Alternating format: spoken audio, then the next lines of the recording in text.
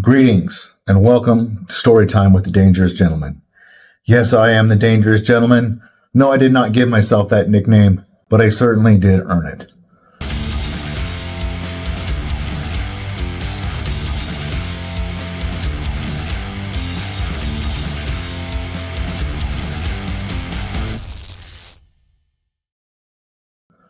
Tonight, I'm going to talk about the worst Christmas of my life. Before I do that, I'd like to ask you a favor, and that is to like, comment, share, subscribe, do all the things. So, I've heard a lot of people's terrible Christmas stories, and a lot of people have had some really bad Christmases, and I'm not going to compare my worst Christmas story with anybody else's worst Christmas story, but I really don't think there's any way that, for me, that I could have a worse Christmas. So this was Christmas of 2016. And so I've told the story so far of that was the summer when my ex-wife told me she wanted a divorce. That was the summer that I got hooked on drugs and I was using all kinds of alcohol and prescriptions. And I was homeless and sleeping on drug dealers' couches. And like my life was completely falling apart, just crashing all around me. It was the summer also that I escaped to Colorado and came back, where I was homeless again. It was the Christmas right before I moved to Yakima. And I've told that a little bit, the whole two suitcases and a backpack story. So this worst Christmas is kind of sandwiched in the middle of all that. And it's also sandwiched between the one I talked about the last time I saw my ex-wife, which was around Thanksgiving of 2016. Now, I was living in a men's recovery home for alcoholics and addicts and stuff like that. And so I was living in this house. I didn't really have a job, didn't really have any money. It was just a really terrible time. And so on top of all of that, shortly after Thanksgiving, one morning, I woke up and I felt like I had been kicked in the stomach. Like the physical sensation of having been kicked in the stomach. Actually, you guys will understand it felt like I got kicked a little lower than the stomach. I looked around and I was trying to figure out what hit me between the legs and the testicles while I was sleeping.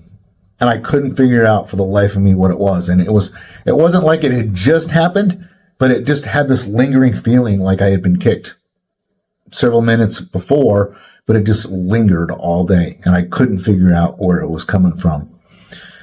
And so I just kind of went through my day, and like this pain would kind of come and go in intensity. And later on, I started to get some pain in my back. I just was like, you know what? I'm going to wait till tomorrow. And I'll contact one of my chiropractor friends and I'll get this fixed. I'll get this taken care of. Well, I was talking to a guy at church that night and he's like, "Are you okay?" I'm like, yeah. I think I just got something going on with my back. And he just kept looking. He's like, "Are you sure you're okay?" And I started to describe to him and he was like, "I don't think this is just back pain. I think you got something else going on." I was like, all of a sudden, all in a moment, my mind kicked back to when I was in school. They gave us a specific class where they talked about how to distinguish between just lower back pain when someone comes into your office and kidney stones. And all the kidney stone information just flooded into my brain. And I was like, oh God, I think I have a kidney stone. And so at that point, my body was just like, all right, he acknowledged it. And the pain just got worse and worse and worse. And got to the point where I knew I needed to go to the hospital, but I was in so much pain I couldn't drive myself. So I had one of my friends from the recovery house drive me to the hospital where I had to end up sitting and waiting for a while. And I started talking to my dad, who's a medical doctor. And he starts telling me all these stories about his patients that had kidney stones. And I'm like, the more I'm sitting there thinking about it, the more I realize I've got a kidney stone. And just because this is funny, he said some of his patients, some of the guys that he knew that have passed kidney stones, they collect them and they give them names. And I was like, I have the perfect name. I'm going to name it after my ex-wife because it feels like I'm getting kicked in the nuts and stabbed in the back at the same time. I hope you understand that. And so I went to the emergency room and was there for a little while, and they gave me some pain meds and like they took some imaging. They found, yep, you have kidney stones. So take this medication, this pain medication, go home, pee in this cone and catch it and see if it comes out. Well, it never came out, at least not right away. And peeing in a cone, and I eventually went back in and they did what's called a lithotripsy, I believe is what it's called, where they blast the kidney stones with an ultrasound. They put you under general anesthetic and then they blast them with the kidney stone. And I remember waking up and like a couple hours later, I felt like I had the most horrendous ab workout I've ever had because my abs were just contracted. But it was supposed to blast the kidney stones. They gave me a couple bottles of pain meds. And the pain came and went, but I had these narcotics, which we were allowed to have in our recovery house as long as we had a prescription and as long as we didn't like go around telling everybody that we had them. And so I was taking these pain meds as needed. I was trying not to overdo it, but I probably did. And that actually kind of leads up to the crux of the story. And that is that, so I was still at a place with my family where things were very touch and go. My sister and her husband, and they wanted me around the kids very little. Like they didn't mind it if it was, here and there, but like I still wasn't allowed to be around them unsupervised or anything like that. And I wasn't allowed to go to their house. They wanted their house to be, there was a boundary between their house and everything else. My mom still to this day, lives about 2 miles, mile and a half, 2 miles away from my sister's house. And they have this big, beautiful house, and it's a great place for family gatherings because it's a big old house. There's room for lots of people, and it's centrally located. It's easy to get in and out and stuff like that. And so that's where we did a lot of the family stuff. And I had spent Thanksgiving at the church that I was attending with the recovery house. And so I wasn't home for Thanksgiving that year. It just wasn't in the cards. There was just too much. And so that year, still dealing with just a lot of stuff. I think that by this point, by Christmas, I had received the job offer to move from Spokane to Yakima. So it was a couple days before Christmas that I actually met the guy. And so it was great. So like I had this job to look forward to for the year. And so things were kind of looking bad on some fronts, good on some fronts, but still my life was just chaos. It was just kind of all up in the air, and I didn't know what was going on other than the fact that I was now moving, and I was going to be moving from 2 hours away from my kids to more like 5 or 6 hours away from my kids. So I was moving further away from my kids and my family to a town where I didn't know anybody. And I was working that wonderful door-to-door vacuum cleaner salesman job. Oh, my car had been in a wreck. And so the car that I had been driving, it was a piece of shit car. That's a whole nother story. But it had terrible tires, and it was rear-wheel drive, and it just didn't get along good in the snow, and I ended up wrecking it. And then I had to have it towed back to where I lived, and I abandoned it. Anyway, it was not a good situation. So the day of Christmas, we had come to a place where I was going to be allowed to be around, at least around a little bit on Christmas around the family. And this was also at the same time where I had signed the papers to allow my kids to be adopted. So I knew that I was moving, that I was getting a divorce, and that my kids were going to be adopted. So all the pieces of this American dream that I talked about in a couple episodes back, this American dream that I had built, this American dream that I had lived for a very brief time, the last pieces of it were getting stripped away. That week of Christmas, all of it was kind of happening at once. And I made arrangements. I think I rode up from Spokane with one of my brothers who lived in Spokane. I think I got a ride up with him, and I was staying at my mom's house.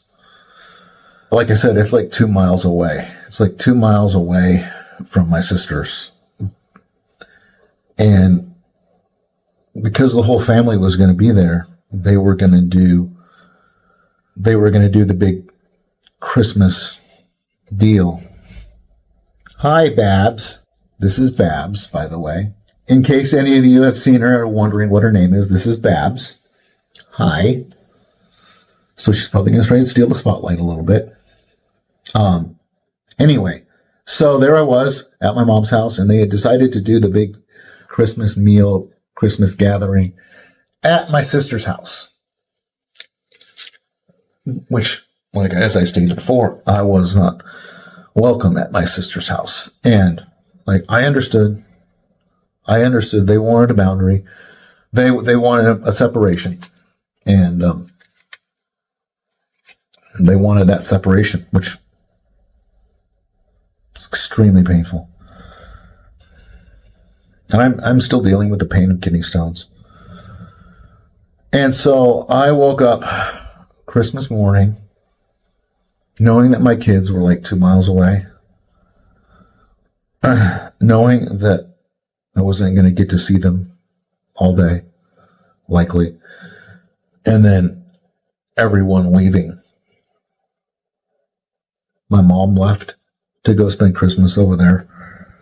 My brother left to go spend Christmas over there. My whole family, I think the whole family, I think everyone was there that year. And they all left my mom's house because that's where most of them had been staying. All my nieces and nephews and everybody had packed up and driven over to my sister's house to spend Thanksgiving, or not Thanksgiving, to spend Christmas. Like I was not in a good state of mind, and I didn't understand addiction yet. I wasn't smoking crystal meth. I wasn't smoking heroin. I wasn't shooting that stuff up. But I was still looking for ways that I could get away with it. I was still, on occasion, sneaking some alcohol, sneaking a little marijuana, potentially, maybe taking a little extra pain meds. And that day, as everyone's gone, and I'm sitting at this house, sitting at my mom's house, 2 miles away, all by myself, alone in my thoughts, I took an extra oxycodone because the physical pain of the kidney stones was bad enough, but the emotional pain was becoming overwhelming. And I just I didn't want to cry. I wanted to cry, but I didn't want to cry. And I didn't want to face the actual emotional pain. I didn't want to have a conversation with myself about it. And I didn't want to have a conversation with God about it. And I didn't want to read the Bible. And I didn't want to do any of the things that I should have, that I now understand that I could have and should have done. I didn't want to take a walk. I didn't want to go outside. I didn't want to do any of that. I wanted to numb everything. I wanted to just forget it all. So I took, like I said, one extra pain pill. I think they were on a prescription. I was supposed to take one every 6 hours. And I just started taking them. I don't know if I've ever been more high. I remember I was so high on oxycodone that I could barely get up out of my chair. I remember just sitting in the chair at my mom's house. I didn't even have what it took to barely turn on the TV and watch TV because I was so out of my gourd. And I couldn't get the thoughts of what was going on 2 miles away out of my head. And I couldn't get the idea of what my ex-wife had done to me. And this was before I had really finally taken responsibility for what happened. And I was playing all the scenarios rather than facing any of that pain myself, rather than dealing with any of the shit or the circumstances or the choices that I had made. I sat there all day, high on oxycodone, high on painkillers. When I could get a coherent thought together, it was all about blaming other people. It was all about all the crap that people did. I was angry. I was frustrated. I was sad. I was everything but what I needed to be because I had numbed it out now. And I was just in that state. About every 2 hours, I was popping another one of those high potency oxycodone painkillers. I just stayed in that state of chemical influence all day. I couldn't handle it. I couldn't handle it. My mom even came home at one point for a few minutes. She had forgotten something. So she came home. Yeah, she came home to check on me. But she also came because she had something and she had feed the chickens or something like that. She came home and she walked in the house. And I'm just literally like sitting in my chair just because I'm so high. It was probably for a sustained period of time. Like I had been that high before, but I had never been that high for like that sustained of a period of time. I barely ate. I was just sweating profusely and just out of my gourd. I'm not saying any of that that's not me reliving the glory days. That's me trying to communicate to you what the lowest point of your life, what the lowest point of my life was. And so like, I know, because I've heard other people say that they've been like that before, that they lived like that for longer than I did. Right? That was a day for me. It was probably the longest day of my life. I just felt like it was never going to end. And like, I know people who have lived like that for days, weeks, months, just in that state. And I'm so glad that I've learned how to work through that stuff. I'm so glad that I found people that I can talk to. I've found the gym where I can go and cope. And I'm so glad, like I talked about in a recent episode where I talked about how my trust in my family is restored, and God has restored that, and I've put in the work so that I never have to be in that position again. If I ever end up in that position again, it's because I will know that I have made a whole bunch of bad choices that led me down that road. And so I can't let myself go down that road. And there's a lot of people out there right now that are listening. They're like, yeah, I've been down that road. And so like when you learn how to identify the beginning of that road, when you learn to identify where you went off that fork in the road, it's a very powerful place to be. And when you learn to be able to see it, one of the things that I learned from that day was to be able to look at two different choices, two different decisions that could be made. And to be able to, without having to go down the road, to be able to see where a particular road was going to go. I now knew on a deeper level that if I allowed certain thoughts, if I allowed certain actions to stay in my brain for too long. Too many choices and decisions down that road was going to be that drug-induced stupor. I was conscious enough of that by the end of the day. Like, I know where that, and I was able to pin it back. Like, I was lonely and I was sad and I wasn't willing to face the pain. So now I knew where that was going to go. And I knew, well, I didn't know yet, but it started me down the road of when I make a different choice, where that can take me. So I guess that's my encouragement for you today. Because I'm not alone. Maybe you haven't been in a drug-induced stupor at your mom's house on Christmas. But maybe you've been in a similar situation. Maybe it was a physical situation. Maybe it was a spiritual situation. Or you found yourself alone or whatever. And you have choices and you have options. Because we always do. We always have choices and we always have options. I could have chosen to sit at my house and been like, I'm just gonna enjoy the day by myself, and I'm gonna watch Christmas movies, and I'm gonna laugh, and I'm gonna eat some food, and da da da da da. No, I wanted to be miserable. I chose to be miserable. I made that choice. I made that decision, and I was not healthy enough to make a different one. And so I got to see my kids, not that day, but I got to see my kids the next day. They came over to my mom's house. So I got to see them the day after Christmas. Like, I knew at that point, like, that I could continue on that road that I was on. And I probably would have separated myself from my kids and my family forever. Or I could start making good choices again. And I would start to work towards rebuilding that. And it took a while.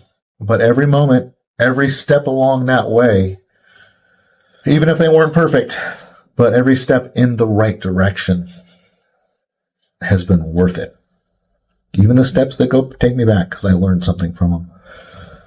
So if you're in that kind of situation, I know I say this at the end of every episode, but if you've been down that road, if you feel hopeless, if you've been in that, if anything that I've said resonated with you, go to one of my links in the description down below.